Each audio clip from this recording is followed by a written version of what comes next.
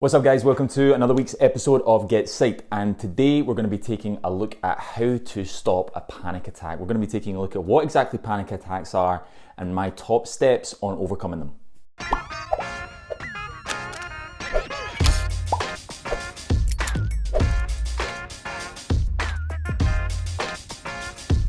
What's up guys, welcome to another week's episode of GetPsyched. Now if today you're enjoying today's video, make sure to hit that like button. You can comment on our video as well and we'll be sure to get back to you. And if you've been enjoying GetPsyched as a whole, don't forget to subscribe to us, and you can hit that bell next to the subscribe button and get weekly reminders every time we upload.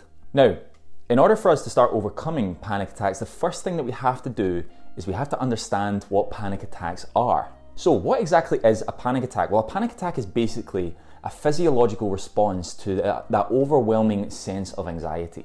I often say that a panic attack is the body's response to get you to recognize that there's danger, or that you're in danger, or that you need to be aware of your anxiety. I've seen so often in clients, people who repress their anxiety or repress their fears to the point where they have a panic attack, or to the point where their anxieties are so severe and their fears are so severe that there's actually a physiological response as a result. Things like a racing heart, shallow breathing, heavy breathing even as well, severe sweating, these are the kind of things that are involved in a panic attack. Now, panic attacks are so subjective as well, so for you actually accessing this video, you might have different symptoms to somebody experiencing a panic attack than someone else. Key thing to keep in mind is if you feel that in some way or another, some physiological response in your body is out of control or has changed drastically as a response to your anxiety or fear, then the likelihood is that you've had a panic attack. Now, in order to start overcoming panic attacks or stopping panic attacks, we need to understand how they've actually been created in the first place. And one of the key things that we need to keep in mind is classical conditioning. Classical conditioning is all about the creation of associations in our minds. So, when you hear rain outside or when you see the rain outside, you automatically think about having to put on a raincoat. Or even when you start salivating before you have your favorite meal. And that example is very attributed to what we know about conditioning when it comes to Pavlov's dogs. Pavlov, who used to give food to a dog and ring a bell, found that when he just rang the bell, the dogs would start salivating. There was associations created in the dog's minds. And that happens for us in the exact same way. However, our minds can not do the best job in creating functional associations, and sometimes what can happen is we create associations that are dysfunctional and really unhelpful. So when normal situations occur, we can have massive rushes of anxiety or fear or adrenaline as a response to those situations that cause panic attacks. Our minds have created associations to perfectly normal stimuli, but resulted in really severe responses. One of the ways in which we start to overcome our panic attacks is to disconnect those associations or to create new associations. And that's one of the things that we're going to be taking a look at. I think this part of understanding panic attacks is so important when it comes to learning how to stop panic attacks, because with a better understanding of what they are, we can understand their role, or at least what our mind is trying to do. And one of the things I often say to clients with panic attacks, or who have severe anxiety even, is that we need to build a better relationship with our anxiety or with those panic attacks. And we do that by understanding what purpose those anxieties or those panic attacks are trying to serve. In one way or another, that severe anxiety is trying to protect us. It puts us into survival mode. In many ways, we need that anxiety. I use the analogy so often of if we heard a bomb go off outside, we should feel pretty anxious. It would help inform us as what to do. It would keep us safe. But the panic attack can come as a result of when associations are not functional. So we have that kind of physiological response when it's not required. We have that survival instinct kick into gear when we don't need it. So in many ways, the anxiety is clumsily trying to protect us. We need to build new associations in order to do that more functionally. Now, one of the key ways in which we start to learn to overcome panic attacks or stop panic attacks is exposure therapy. Like I said earlier, what matters most when it comes to overcoming our panic attacks is to create new associations. It's all well and good understanding how those associations are fused, and in therapy, that's one of the things that we would do that can be really helpful in overcoming panic attacks, is to understand how these associations have been built in the first place. But when it gets to the nitty-gritty of stopping panic attacks, what we need to do is not necessarily just understand these old associations, but build new associations. And we do that by having new experiences. One of the things I always say to people with panic attacks is we can't outthink a panic attack. It's part of the reason why looking at the logic or telling people to just calm down when it comes to them having a panic attack doesn't work. The panic has already been fused, the association has already been fused. We need to defuse it. Now, we do that fundamentally by gaining new experiences through exposure therapy. And before we really undertake any level of exposure therapy, particularly when I'm doing a YouTube video on this and it's objective, we need to be sure that there's a bit of a disclaimer in there. So if you have any underlying health conditions, if you're pregnant, if you have any kind of respiratory issues, these are not the kind of exercises that you should undertake, and you should be consulting your therapist or a doctor first before undertaking any exposure therapy tests or trials out with the therapy room. Now, if we are to undertake a level of exposure therapy, one of the key things that we do first, and often I get clients to write this down because I actually think writing these things down can be really, really powerful. It kind of gets you out your head and onto paper, which can be very beneficial, is to think about what is your ultimate fear when it comes to you actually having a panic attack. What is it that you're so scared of? We dig down to those undercurrents, we dig a little deeper, and we find out what is the ultimate fear when it comes to you having a panic attack.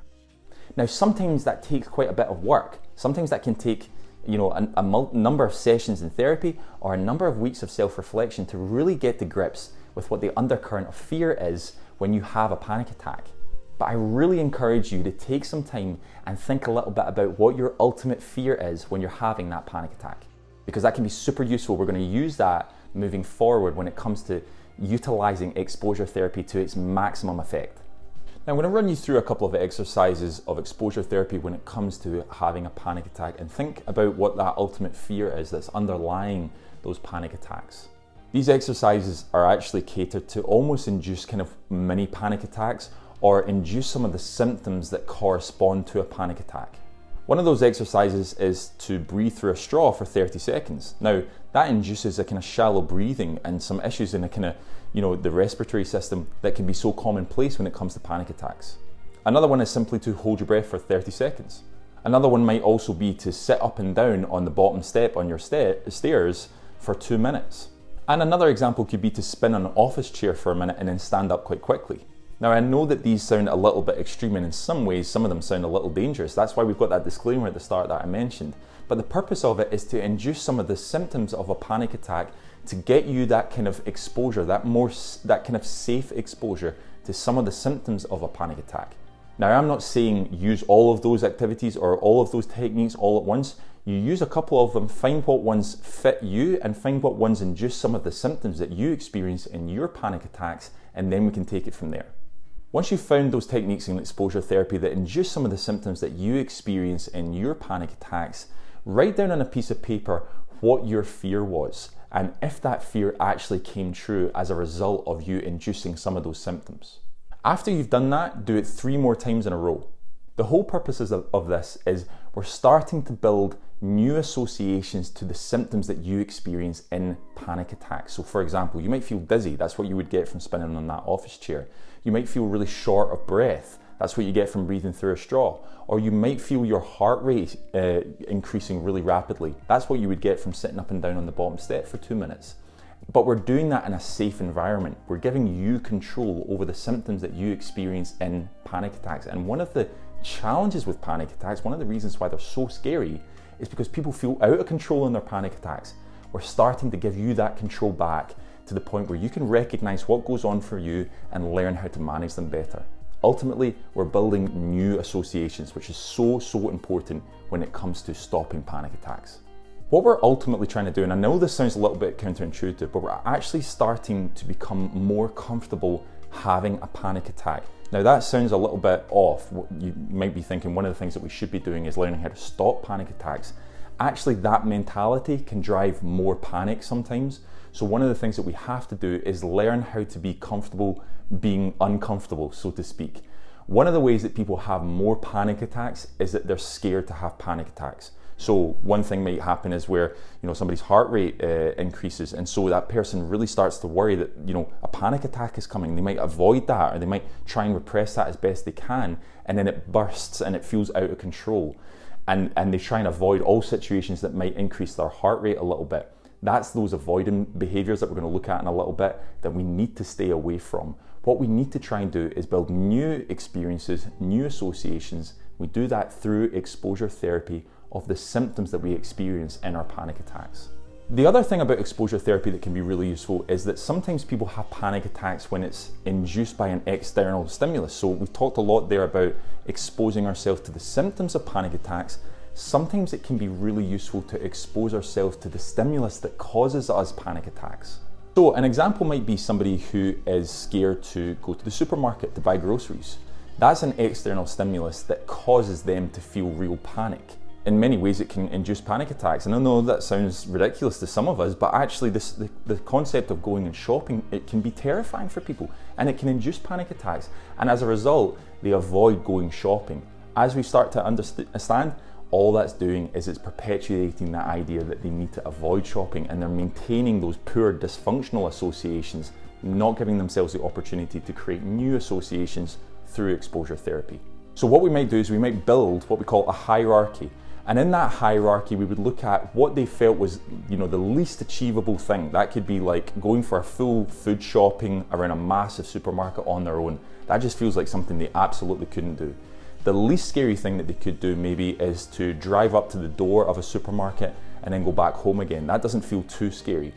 We build that hierarchy of maybe 10 things and we start at the second bottom.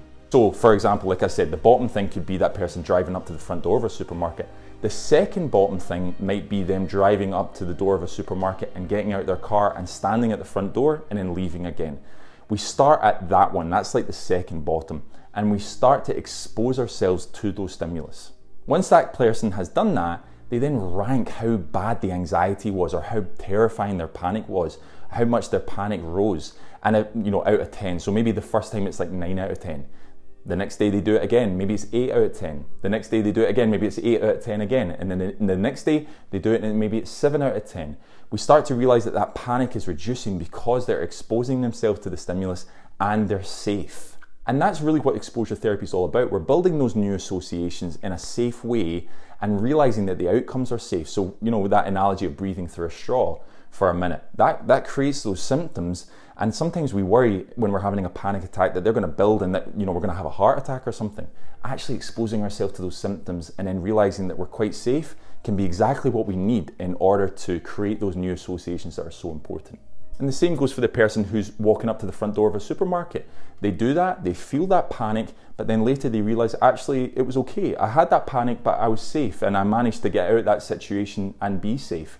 Again, we're building those new associations. So we've looked a lot at exposure therapy there because I think it ultimately, along with understanding what panic attacks are all about, is the most important form of treatment that we can do to stop panic attacks. But the next thing we need to understand is the difference between avoidant behaviours and coping skills. Safety behaviours are fundamentally things that keep you avoiding situations that cause you anxiety or panic. So for example, our example of the person going to the supermarket, a safety behaviour for them might be getting online deliveries for shopping. That feels safe because they're not exposing themselves to a supermarket and they're not exposing themselves to that anxiety and that panic. In the moment, that feels like the right thing to do. They don't have panic attacks, they don't feel that severe anxiety, they're getting their shopping, so nothing really changes. However, what is happening is they're not giving themselves the opportunity to build those key new associations that build the confidence for them to actually go shopping eventually. That's a safety behaviour. A coping skill is basically a skill that allows you to reduce your anxiety while still being exposed to the panic-inducing situation or stimulus. So for example, that might be deep breathing, where we're initiating our parasympathetic nervous system that allows us to reduce our anxiety but still be exposed to the stimulus. So that person that's going shopping could utilize a deep breathing technique where they breathe in for 4 seconds, hold it, and then out for 6 seconds to just reduce that anxiety, reduce that heart rate, reduce that breathing as well, that can cause more anxiety but still be exposed to being at the supermarket. So for example, when they're standing at that door, say they're on the second thing on their hierarchy of things that they think is possible, and they're feeling that rush of anxiety and that panic as they're standing at the front door of the supermarket, they can use a coping strategy to reduce that anxiety yet still be exposed to the stimulus. Now that's a good thing because they're learning to reduce their anxiety and they're still giving themselves the opportunity to build new associations. Another thing might be to get physically active. So for example, the exposure therapy of the symptoms of panic attacks. If you feel that heart racing or you feel that breathing kind of rushing, or you feel that the adrenaline building in your body that can be the signs of a panic attack that's coming from nowhere sometimes, getting physically active can actually be a really helpful coping strategy or coping skill to keep you present, but to also utilize all that adrenaline that's going on and almost distract you a little bit to help manage those panic attacks a bit better. So getting physically active can be a really good coping skill. Even a coping skill such as counting down from 100 in groups of 7 can be a really good coping skill, because it can keep you present to the situation or stimulus that's causing you a panic or causing you anxiety, yet you can use that to almost distract your mind again and reduce that anxiety. I'd be really interested to know what your favorite coping skill is whenever you've had a panic attack or felt that rush of anxiety. Let me know in the comments and we can see what your favorite coping skill is. Grounding techniques can be really useful too, and they can actually be very good in order to just gather ourselves, to maintain that sense of presence when we're having a panic attack, or even as a consistent skill that we use every day. So a grounding technique that I always talk to clients about is the 5-4-3-2-1 technique. And it's basically finding or listing 5 things that you can touch, 4 things that you can see, 3 things that you can hear, 2 things that you can smell, and 1 thing that you can taste. Now I know that sounds kind of strange, but spending time reaching out at things and things you can touch and listing things that you can see, or listing things that you can smell and hear, just creates that sense of presence. It creates that grounding that's so important when it comes to stopping panic attacks.